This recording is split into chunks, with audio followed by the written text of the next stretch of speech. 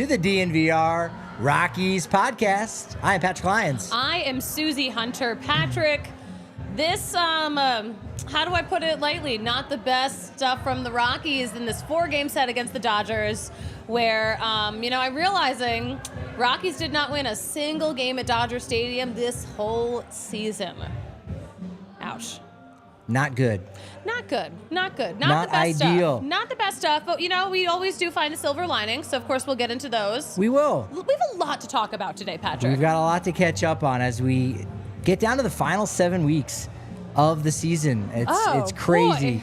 It's crazy. That's a startling number. It is, but of course, yeah, well, let me talk to you, because we got to talk about the L.A. Nightmare. Yeah. Not great. This was a little bit of a nightmare of a series for sure.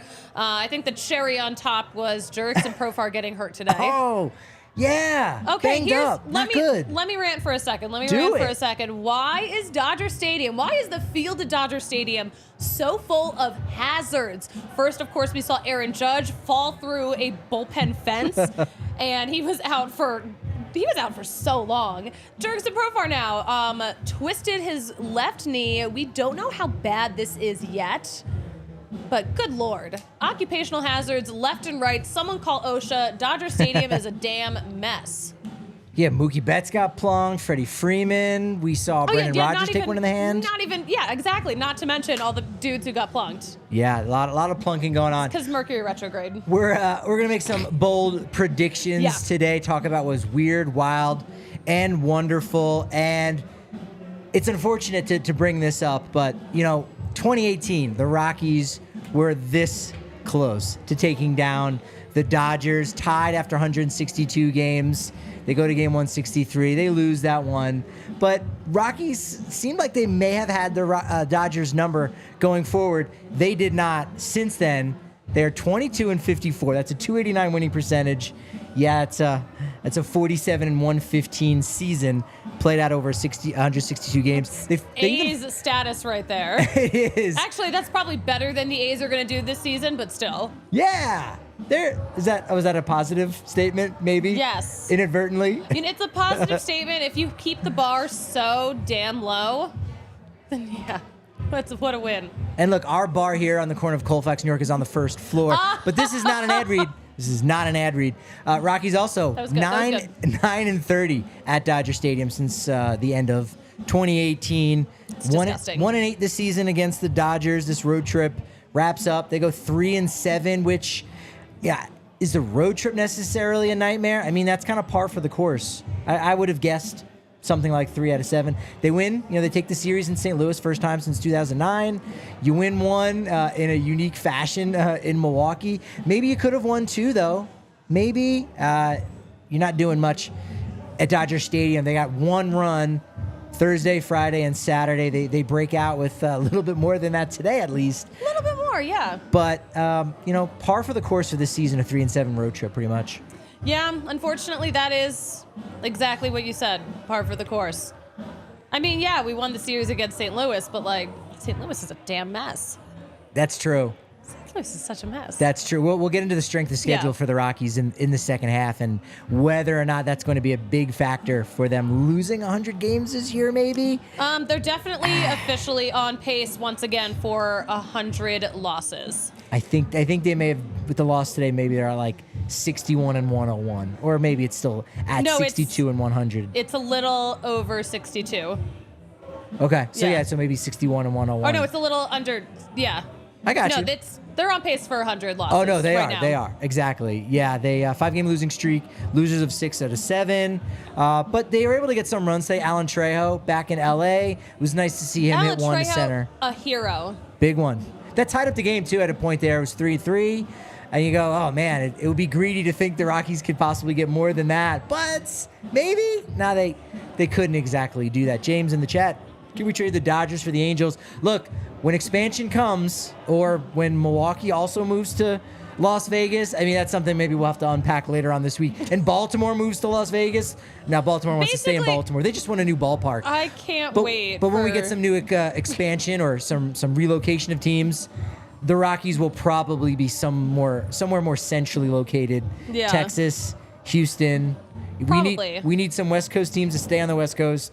We need Portland, Vancouver to step up and get one of those expansion bids. Otherwise, True, yeah. Colorado may get lumped in with the West again, and you're going to be dealing with, the Dodgers at least. Yeah.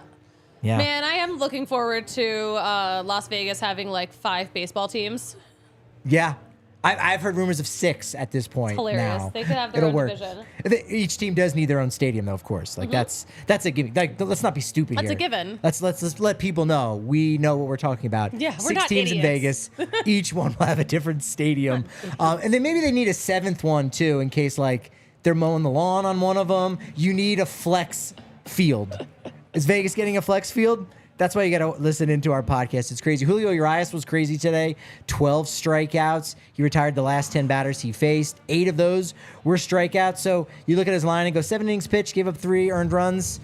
But he just got better and better as the day went on. Yeah.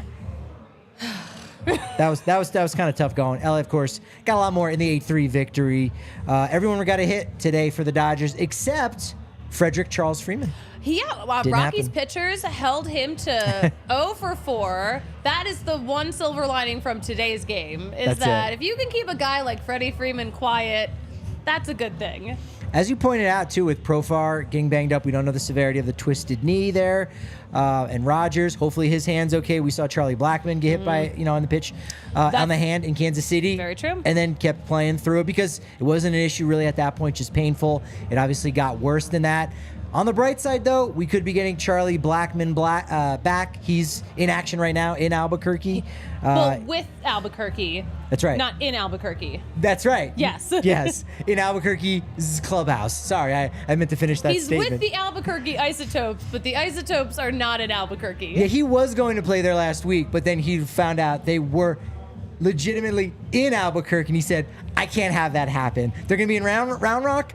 I will go to that rehab assignment. Yeah, that's the thing about Charlie Blackmon that we have found out. He has played in an Isotopes uniform. He has played at Isotopes Park, but not at the same time. That's right. He did go 2 for 5 on Saturday with a double. RBI, looked good. And then Cole Tucker, he came in to replace Jurickson Profar, did have a multi-hit game, did have 2 hits on the day. So that was really nice to see him kind of get his feet underneath him because, well, if Profar goes on the IL, you maybe get Charlie to come back. If Profar's fine, you probably could see Tucker, similar to what Coco Montes had, where, hey, we're going to have you come up for a little bit, then we're going to send you back down once we get healthy. So that could be the last we see of Cole Tucker for a little while. If Profar is healthy, we'll wait and see. You never know. Somebody else could be hurt. You know what, exactly. But I got to say, just looking at his facial expressions and looking at how long he was down and how he had to be helped off the field, I am not super optimistic about Jurickson Profar's left knee right now. Again, we don't know.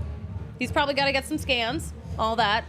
But I'm just saying, like, I don't have a good gut feeling about it. Sure. Yeah. And in this season, for better or worse, you go, well, all right, they're out of it, so they don't need him to play. He doesn't necessarily need to play hurt. He's going to be a free agent at the end of the year. So if there is some kind of gray area of, what should we do?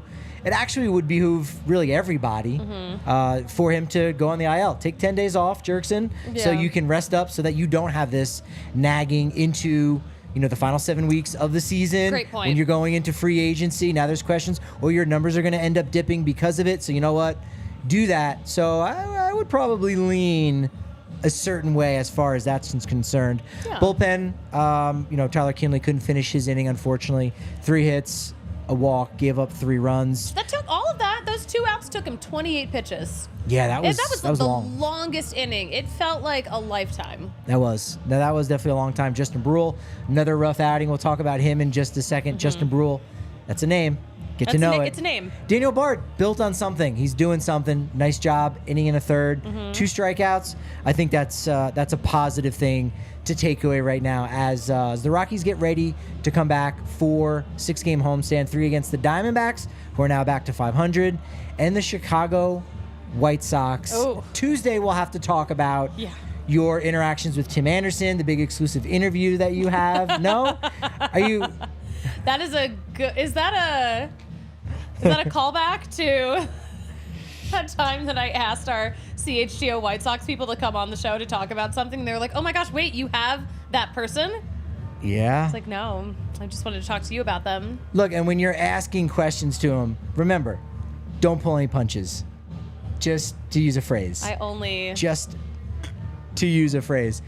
Do you want to go to Illegal Pete's? That's a phrase that I say to all my buddies when it's time to get burritos, when it's time to get beers. It's Illegal Pete's, your go-to spot all summer long. They got handmade mission-style burritos, bowls, tacos, crafted with responsibly sourced, high-quality ingredients. Full bar, wide selection of local craft beer at every location to keep the burritos and the good times rolling. Stop by for happy hour, 3 to 8, every day.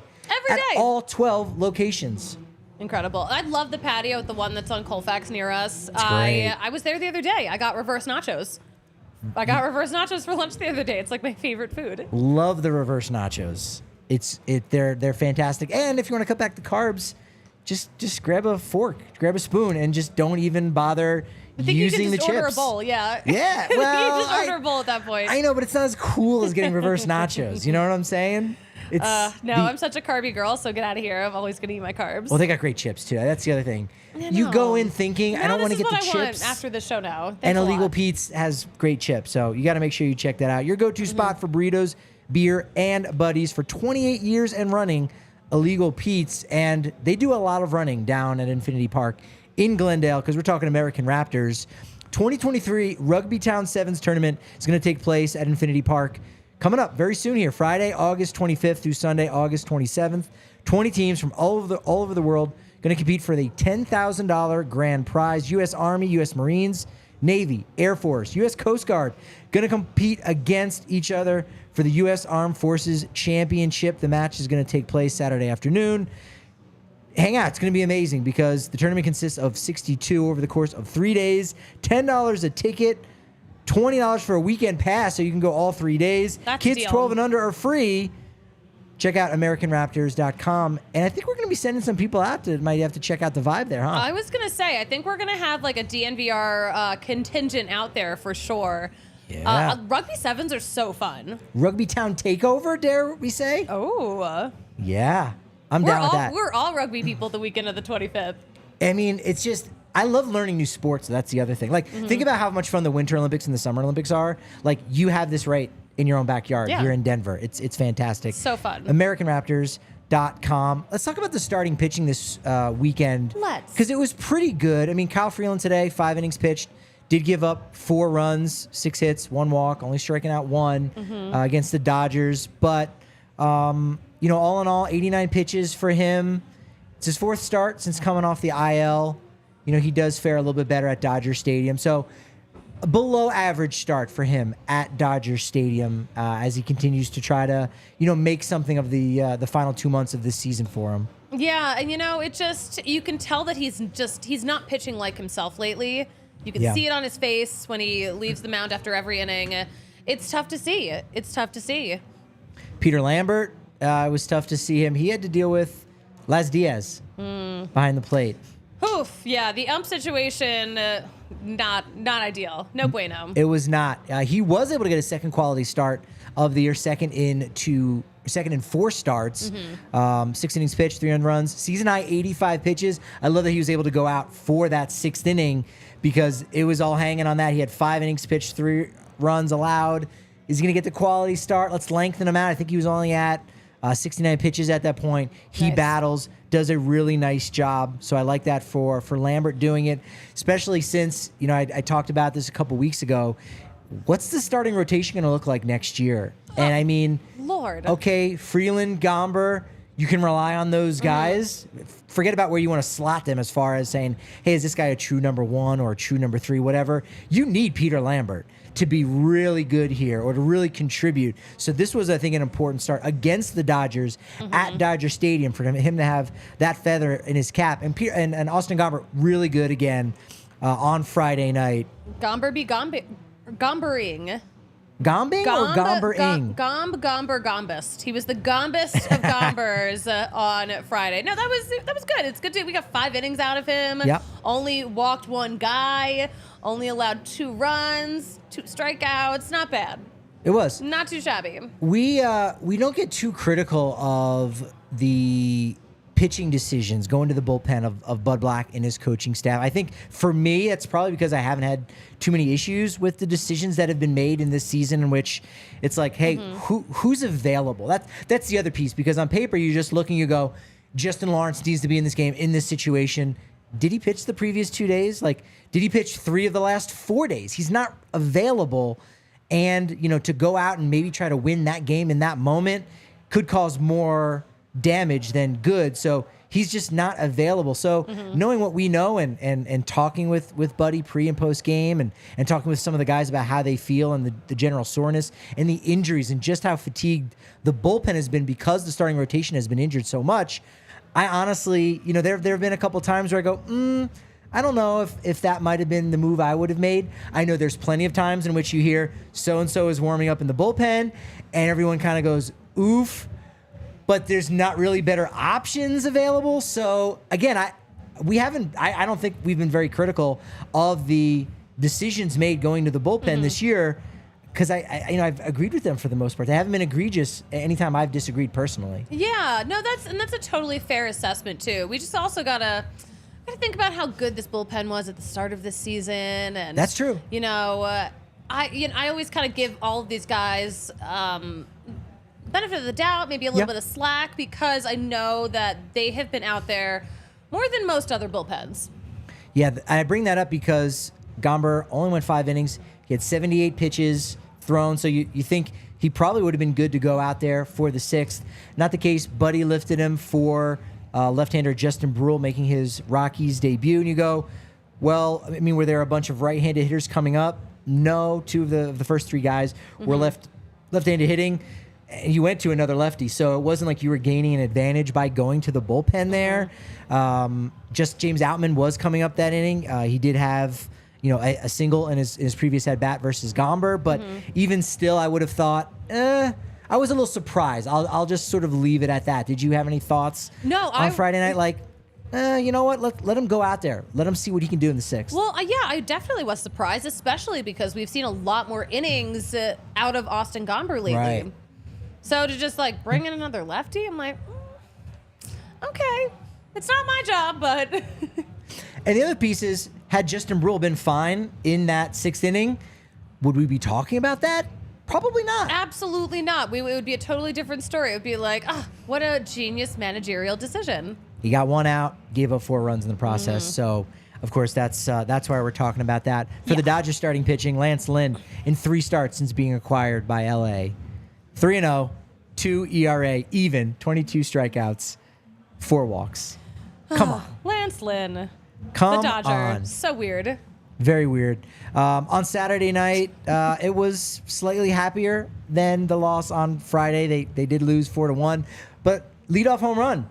Leadoff Tovar with the leadoff homer. That's fun. And you know what? That's another silver lining there. I'm like, listen, we've got this guy for a long time. This is our future. Right now, I mean, this season's pretty much lost. I love looking at all the pieces that we're going to have for the future that are going to make this Rockies team so good in 2025 and 2026. Yeah. Verse 1, I can see that Tovar is the future. Verse 2, I can see these rookies are the future. And then verse 3, I can see these prospects are the future. That's what you got to get hope for if you're a Rockies fan.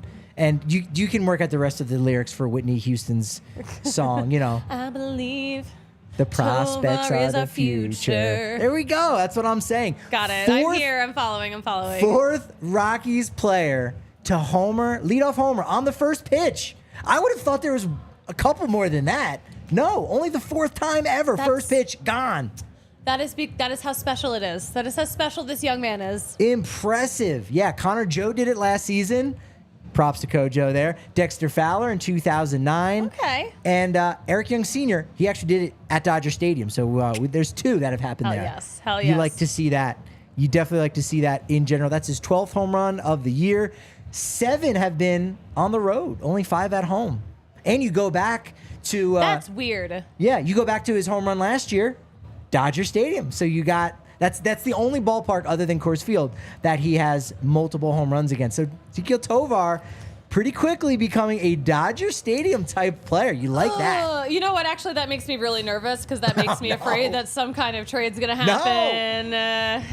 Go back to the song, the future. I believe that Tovar is our future. He'll get an extension, and he won't get traded away. There we go. The song writes itself. Are we going to get sued by Whitney Houston's estate? I don't know what the laws are. Yeah. Can we use this? Do we have to cancel this show? Just edit that out. That might be parody enough. You know what? If Weird Al can do it, yes. Why can't we? Weird Why Rockies. not us? That's what we are. For our drop-in Rockies fans, any update on Zach Veen? Oh, we've got some. All right, we've got Biwana Beast. Zach Veen, where is he at? Sorry, not Kurt with the Rockies. Zach Veen had surgery. He was down at AA after an incredible spring training performance. Yeah. And he had been kind of playing through this nagging little injury and ended up having to get surgery because he pushed through because he really wanted to make it to the majors this year. We also wanted him to make it to the majors this year. Did we pressure him? Did we put that pressure on him? Who's to say? I hope we didn't. But yeah, he's healing up after a surgery.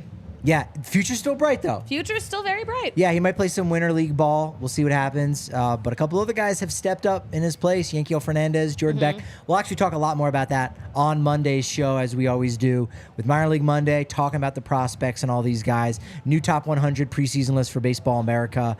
Some new names for the Rockies. Future is bright. The future is bright. James also is asking here in the comments, which other minor leaguers are you hoping to see in the late season call-up? I'll give you one, Hunter Goodman. He has already had 2 homers down in Albuquerque. He's been there for like a week, if even.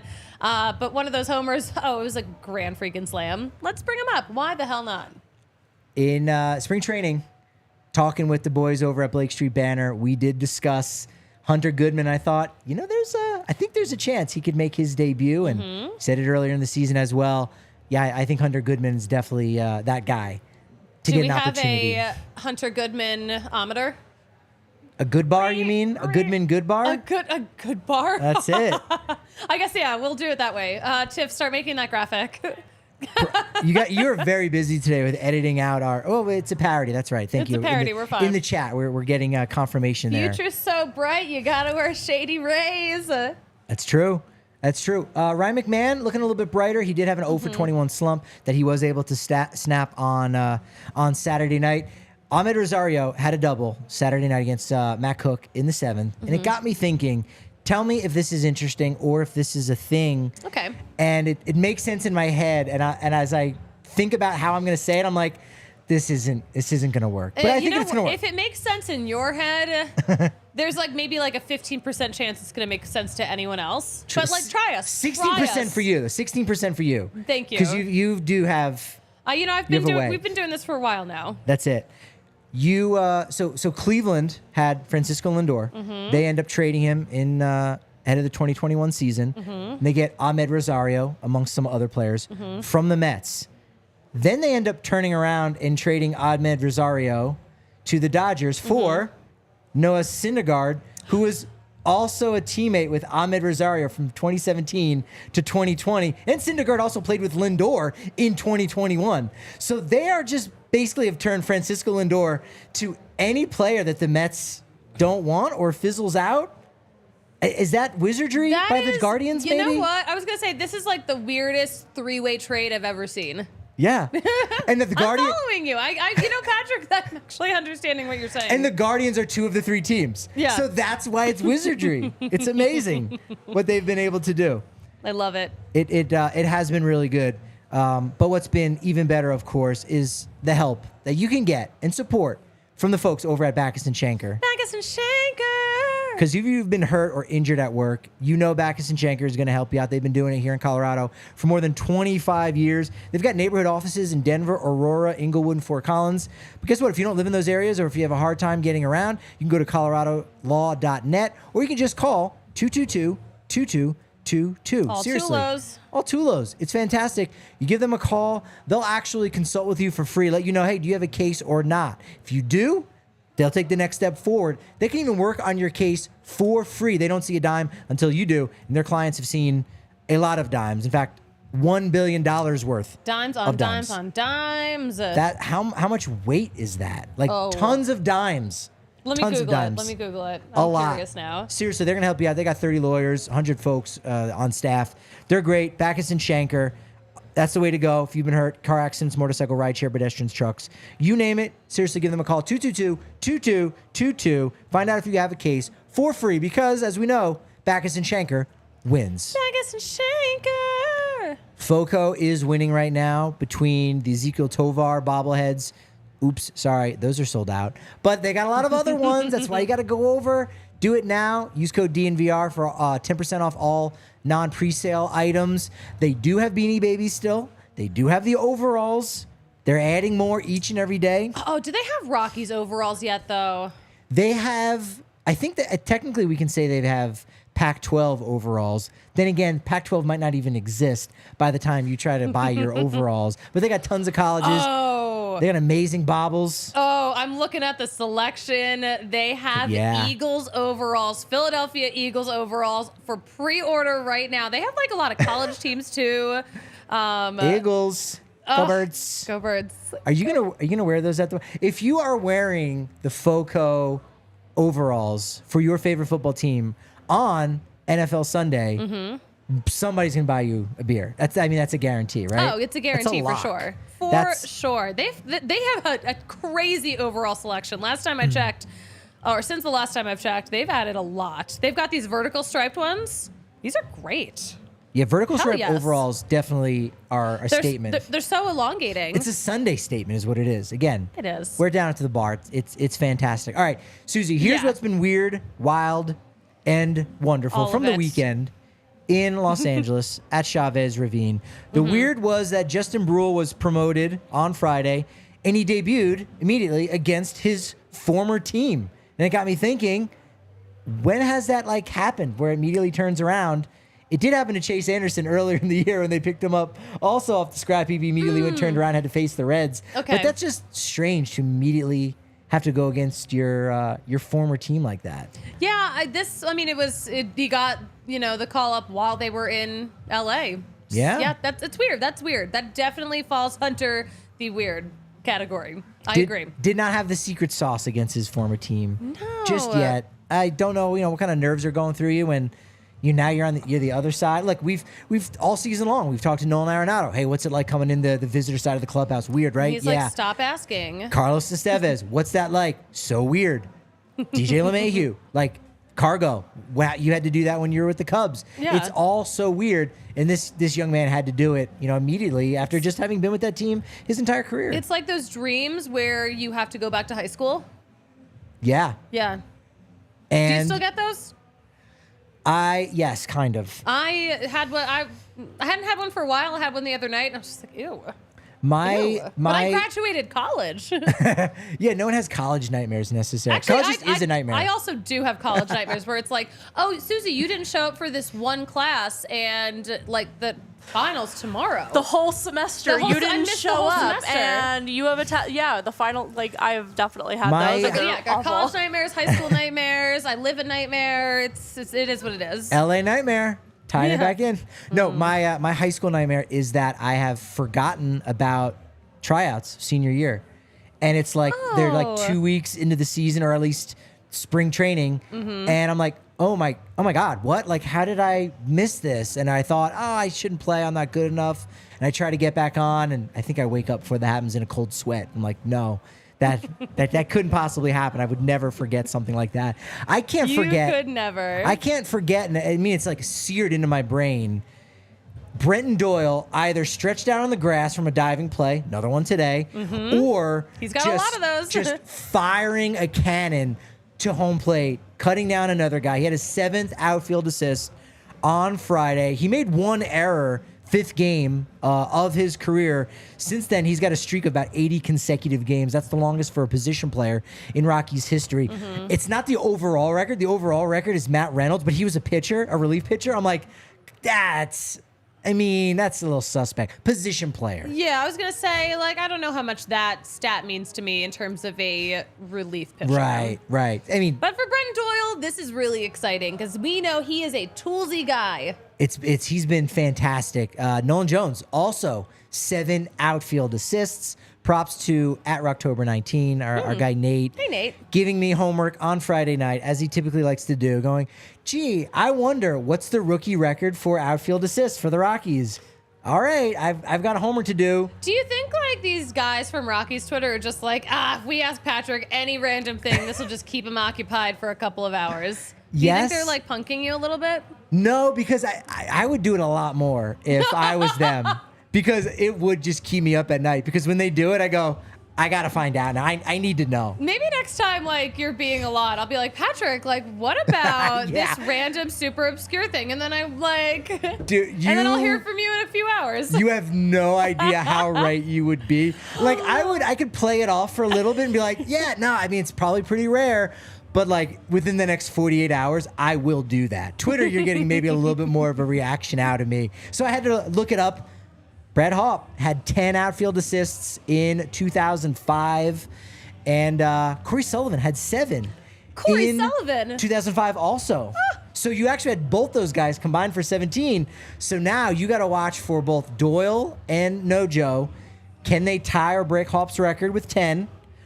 And the two of them together, can they break the rookie outfield assist record by Hawpe and Corey Sullivan? That's actually really cool. That's kind of neat. So 17's the mark for both of them right now. They're both at 14. So I do like that. Speaking of Justin Brule, it's wild to think that the Rockies have used 32 pitchers this year. Franchise record. It's the most they've ever used. What was the previous record? 31, but I think it was like 2019. Yeah, it was 2019. That was the Tim Melville year. Chichi Gonzalez. Right. Philip Deal. Just to name a couple dudes. Philip Deal. Good Where's guys. he these days? Yeah. Play baseball somewhere, probably. Somewhere. He's somewhere. He's somewhere out there. I knew we'd break the record. I knew it a long time ago. Knew it in my soul. And now here we are. 44 games remain. How high does that number get? 38. All right, we're going to make some bold predictions here. I think 38 is a bold prediction, but I don't think it's outside of the realm of possibility. 6 is a good number. That's a lot. But you know what? It's 7 weeks. That's a new pitcher every week, plus a quiet week. Yeah. In the chat, Moana Beast, what's the average? Right now in baseball, I mean, teams are using a lot more players in general. So, I mean, that's going to kind of be common and come up. But it is a little surprising to think that in the expansion season in 93, when you're just throwing bodies out there to see what you've got, that wouldn't have been the franchise record. It's not. So, again, and we know that the Rockies have also been besieged by injuries. Like, let's be clear about that. The Rockies are in an extreme situation where we have lost, like, almost all of the starters. It's been a combination of the injuries and the lack of depth because there was not enough action at the 2021 and 2022 trade deadline. That's pretty much how it ends up going. That's how it works. Weird, or is it wild? You tell me. Laz Diaz in general, just as an umpire. Wild. Weird? He's absolute wild card. Absolute liability behind the plate. What the heck happened this weekend? There was a certain Rockies announcer who shall remain nameless who was very critical of Laz Diaz, like early on in the game. The Dodgers announcers were actually calling him out, even on there was a pitch that should have been called a strike, and against the Dodgers hitter, Dodgers announcer was like, "Oof, that's rough." I mean, you don't want to knock a guy too much because everyone goes out to do their jobs and they do the best that they can. But when your best is a damn mess, we gotta call you out. I'm sorry, dude. When your best is a mess, ... Fill in the blank. That's another great shirt idea. D-Line will love it. He famously loves our Rocky shirt ideas. 15 missed calls on Friday night. Oof. And yes, Laz Diaz was the umpire that Aaron Boone was mocking in the video. Oh my God. So yes, he's just that's the guy. Laz Diaz is having a rough week. Yeah. Umpire Auditor, great account, good website too. Yeah. You also check out Diaz is ranked 82nd out of 87 qualified umpires. And according to scorecards, Diaz, all of his missed calls ended up resulting in a full run difference in favor of the Dodgers on Friday night, which again, that was a 6-1 loss, but it was a lot closer earlier on in the game. 2 of those 3 biggest missed calls did come in that 6th inning where the Dodgers scored about 4 runs there. So that was critical. That was critical. Yeah, that was it was a game. It was a game, Patrick.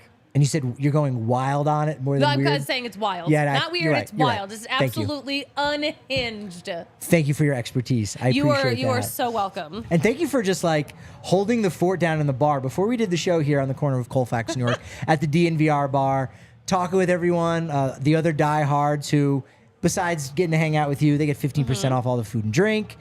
Here at the bar, 20% off all the gear. You get a new shirt each and every year with your annual membership. The Friday Night Live here at the DNVR bar has been really great. The Broncos one had such a great turnout. Avs have one coming up, I think, next week. That's been fantastic. Happy hour 4 to 6 on Thursdays. $3 tacos and tequilas on Tuesdays. Tuesdays, not just for tacos, also tequila. Tequila Tuesday. Sign me up. That's great. You can't beat that. $11 burger and beer special on Fridays. It's really great. And, of course, we always have the Breck Brew on tap. Check out the Mountain Beach Sour, fresh pineapple, thirst-quenching sour. It's a vacation in a can. Vacation in a can. And you can get a whole pint of it for $6. Vacation in a pint as well. A vacation in a pint. It's a party in a pint and a vacation in a can. It's a party in a pint. There we go. That's it. Go to breckbrew.com. Find out where you can get a party in a can. That's the Mountain Beach Sour at a local liquor store or supermarket near you. You can get all of that information about a Colorado company making their product with 100% renewable energy with Colorado ingredients. Most ingredients we don't, unless they're making pineapples somewhere in an underground lab. Mostly Colorado ingredients. You can probably grow a pineapple in a greenhouse or something. That's true. Yeah, that's right. There you go. Listen, I'm not gonna call them out when we don't know all the facts. We don't. We just know that they're delicious. That's what we know. We just know that's it's all a we great need beer. to know. It's a great beer. All right, mark the tape predictions. This might have to be a reoccurring segment where we basically we've got hot takes. You know what I mean? Like we've got mark the tape. This is where we're putting it down. We're saying some things that matter, and what we say matters as well. All right? Yeah. Guaranteed. We're gonna nail these predictions. Okay. First one. Will the Rockies lose 100 games this year? I'm going to let you finish the sentence. Yes, the Rockies will lose 100 games this season.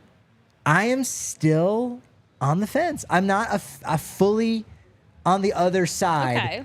But let's figure it out because the Rockies schedule the rest of the way, hardest in all of MLB. They face 3 teams that are not over 500. Diamondbacks are back up to 500. Diamondbacks are one of the easiest teams that they face. Like, that lets you know how tough their schedule is going to be for the final 44. They have 6 with the Diamondbacks, 3 against the Padres still, and 3 this weekend coming up next weekend against the White Sox. So the White Sox are really the only pushover. Mm-hmm. And then the 2 other teams that are not over 500, they added at the trade deadline. Like, that's what they've got going against them. That makes it really hard to say right now they're at 45 wins. They need 18 more. Mm-hmm. They got to go 18 and 24. That's pretty darn close to 500. I'm still not saying it's impossible. Okay. Nothing's impossible. This is why we play the game.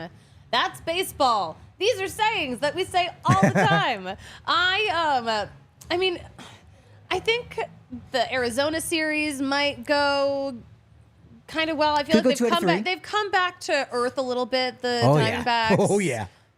To say the least. The White Sox, like inside and out, a disaster right now. So we better sweep. That one, you have to win that series to help avoid 100 losses. Mm-hmm. 18 out of 26 would be the math on those 44 games. That's only a 409 winning percentage. So again, that's not doable, right? Yeah. Do you ever think back to those comments that Dick Montfort made over the winter where he was like, yeah, this is a team that plays 500 ball. And we're not even playing 400 ball. Yeah. This sucks, man. We're excited about being better than 400. I mean, that would be an improvement next year over what's currently happening with the winning percentage. This is why you can't aim for 500. You got to totally tank, or you got to aim for the stars. You can't aim for 500. I hope we never have to talk about this again after the season. Yeah, that's true. I'm not gonna say that they're gonna lose. I think again, 99 is very close, and I think it probably would be better for the organization, and by the organization, I mean, the guy you just mentioned, Dick Monfort, for them to lose 100, because then it's not a feather they can keep in their cap to say, hey, again, does it really change that much? How embarrassing is that really? Are the other owners patting on the back like, hey, don't worry about it. The Orioles are going, we lost like 115 games, and look, we're the best team in the American League right now. Like, all right. I mean, sure, they had a strategy and a plan, but it's different because the Orioles decided to rebuild. Very true. And Dick Monfort is very adamantly saying, no, we don't rebuild. So it's totally freaking different. Sure. Apples and oranges. But when a friend's patting you on the back trying to make you feel better, you go, thanks. You're not going to go, no, you're wrong. And so, again, he'll get over the 100 losses, but it probably would be better. But we won't. Oh.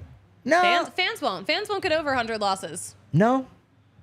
No, because things have just been so bad for so long. I don't think fans will get over 100 losses. Yeah. No, it's going to chase... Until we have some really good baseball in a couple of years. Yeah. When it all finally comes together. It's going to chase some more fans away, which leads to the next one. Yes. So you're saying yes on 100. I'm going to say no for now, but I'm ready to flip that flop pretty soon.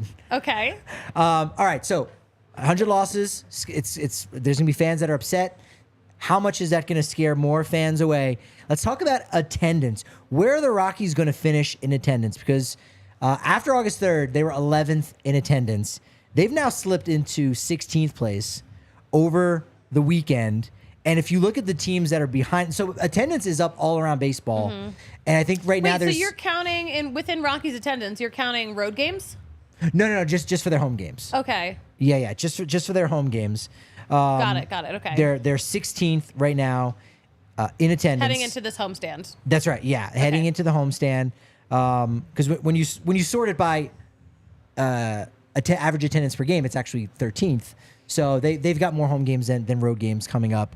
So they were 11th last year. Everyone. And that's low for the Rockies. It is. Who were consistently top 5, top 10. Yeah. Going into today, there were only 6 teams that actually had less attendance, who had lost attendance from this point of the year than last year. One of them's Milwaukee, down 32, literally just 32 per game. They'll probably be fine. They can figure it out. Dodgers, they're pretty close, minus 234. Giants, minus 377. They've come back in a big way. So there might only end up being 3 teams with less attendance than last year. So everybody's up in general, but the Rockies are down when compared to those teams. Do you think we're going to see fans starting to really move away since they know less players, or they're playing worse? 3-7, road trip. There's less teams. I mean, Cubs still come to town.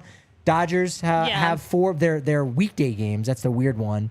They finished the year with the Twins. Dodgers fans don't have jobs, so they'll still show up on the weekdays. I think the Rockies' attendance actually could slip a little more for the remainder of this season. But also, think about, football's back in season soon. Some people think it is in season right now, even though it's just football practice. But I mean, that's something you have to take into account too. Is that we're still in that time of year where it's only baseball, but we don't have that for much longer. It's true. And we know the thing in Denver, # never an off season. It's always Bronco season. Always. So yeah. Do you guys think that fans could possibly not go to games and the attendance be lower because they are so upset with the ownership and they want to actually make a point and talk with their money? Yeah, I think a lot of fans are already doing that too. I mean, I've talked to a lot of people who are from Colorado, born and raised, who are just I can't. I need to. Some people use the word boycott. Some people are just I'm broken. I'm done. I can't do it anymore. Yeah, no, 100%. That's right. I mean, I think there's also people that used to maybe go to a certain number of games, and they're maybe going to go, a couple. So they're not going to go fully, away from the stadium. They still want to go. They still want to have a good time. But yeah, for the most part, you're right. There are fans that are just not giving their money to the organization. Still rooting the players. Still want the team to do as well as they could possibly do.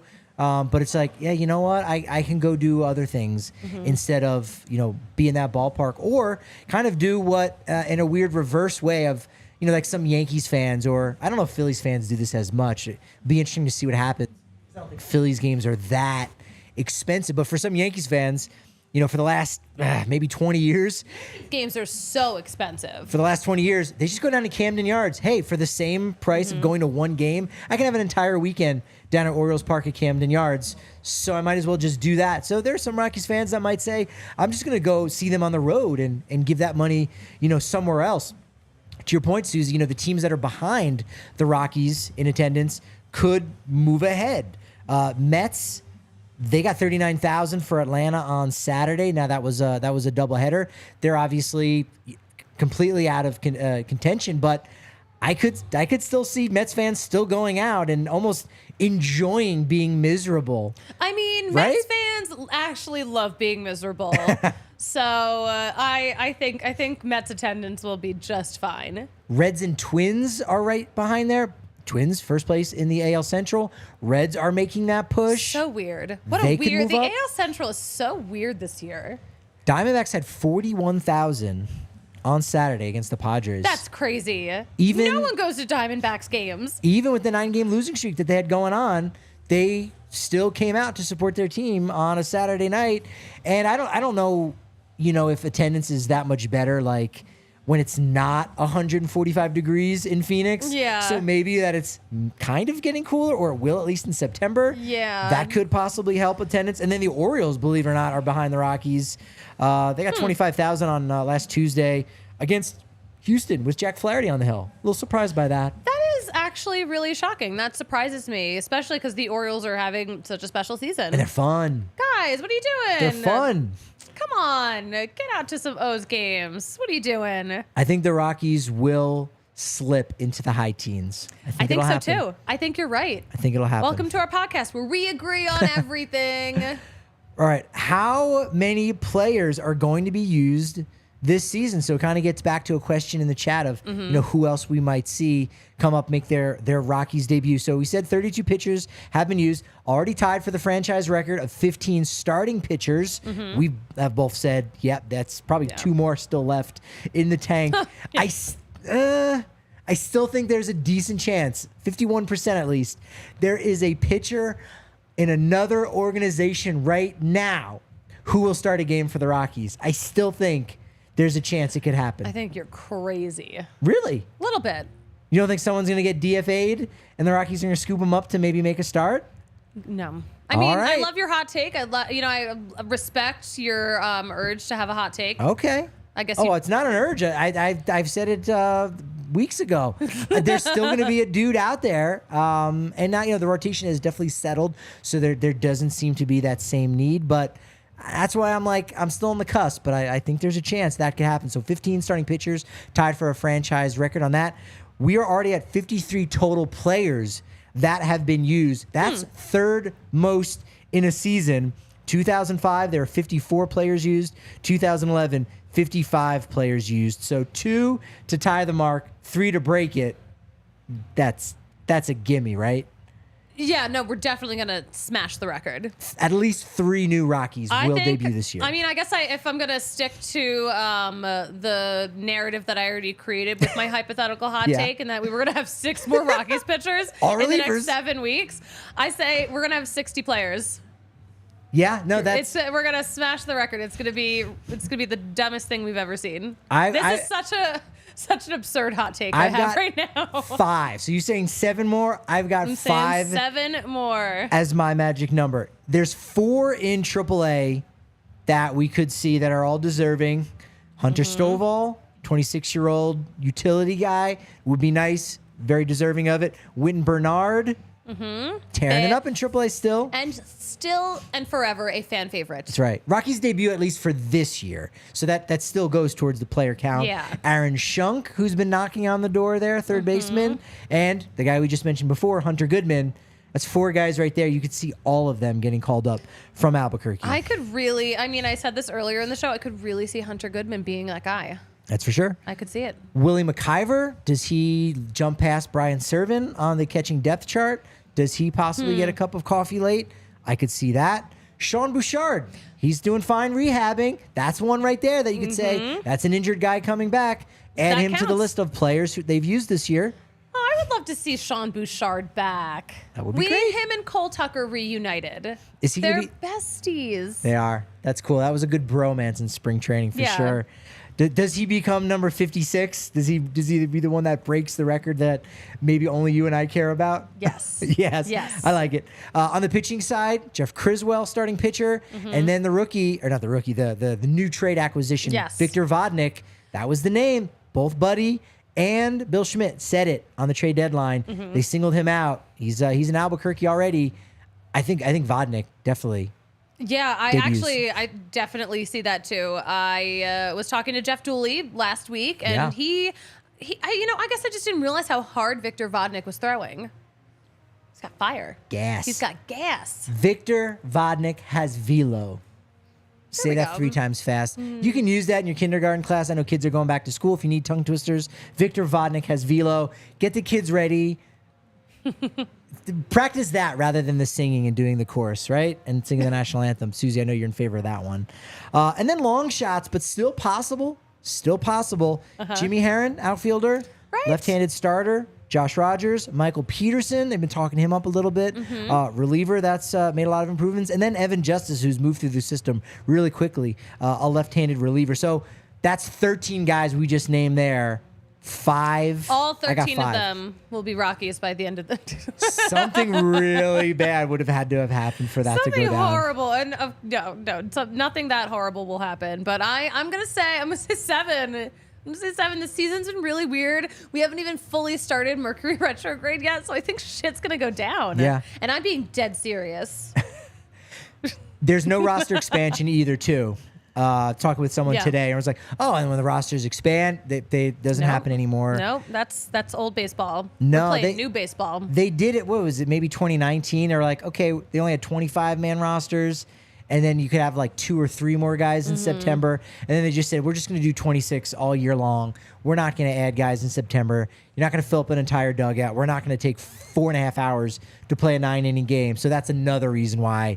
The rosters don't expand. So that is kind of a bummer that you have less of those debuts. Yeah. But even still, I got 5. You got 7. They're definitely. I mean, either way, those are both a lot. Yeah. Because we could genuinely see like 0. If everyone stays healthy, we could see just 1. If everyone stays healthy, I mean that's. But Rockies have just had unfortunate luck, I think, so far this year. The Rockies have had some of the worst luck that you're going to find. Speaking of bad luck, I'm still trying to refresh the Jerks and Profar news. We don't have an update. No.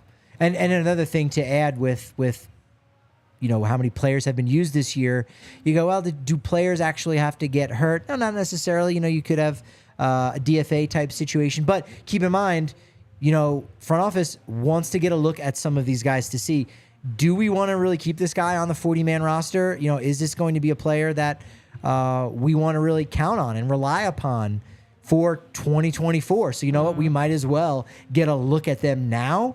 So it could be more about just being aggressive and saying, we want to get this guy an opportunity more so than, hey, we need to get this guy off the 40-man and we don't value them. So there's it's about creating opportunities. That's what Schmidt and Bud Black said at the deadline, and they've done a decent job of doing that so far. I think so, yeah. I don't know if you listened to Kale. We're calling it Kale's Rant. From the Wednesday show? Is it the Friday show? Yeah. But yeah, Kale, his wish list, he was just like, I just want the Rockies to do stuff at the trade deadline that makes sense. Yeah, he did that. And they did that. Yeah, and he said, I don't know if he used the exact word excitement, but just this idea of like, I've got some hope now. Like there is a plan in place to say, oh, okay, we're losing a lot of games, but there's almost a purpose now for it, or there's been some benefit to that. And going back to last Monday's podcast with talk with May Randawa, Rockies are in a spot in which they could potentially get the first overall pick in 2024. That won't be Ethan Holiday. People were very excited to see Ethan Holiday taking some batting practice. Yeah, Ethan Holiday's got some time. Yeah, 2025, class of 2025. Someone even said, hey, let's tank in 2024 to get Ethan Holiday in 2025. Unfortunately, tanking doesn't quite work like that because of the lottery. It doesn't work like that anymore. No, but even still, you have a much better shot at getting him the higher up you are in the draft. I would love to see a member of the Holiday family end up in the Rockies organization. I think that would be really special. Would be good. We'd love to see that. We'd love to see you over on Twitter at DNVR_Rockies. At Patrick D. Lyons is where I'm located. I am located at the Susie Hunter on all platforms. Wondrous, momentous, all of those things. But you know what they say about podcast momentum. Patrick, what did they say? It's only as good as your next show. So it's going to be a great one. Join us tomorrow right here live on the DNVR Sports channel, right here on YouTube.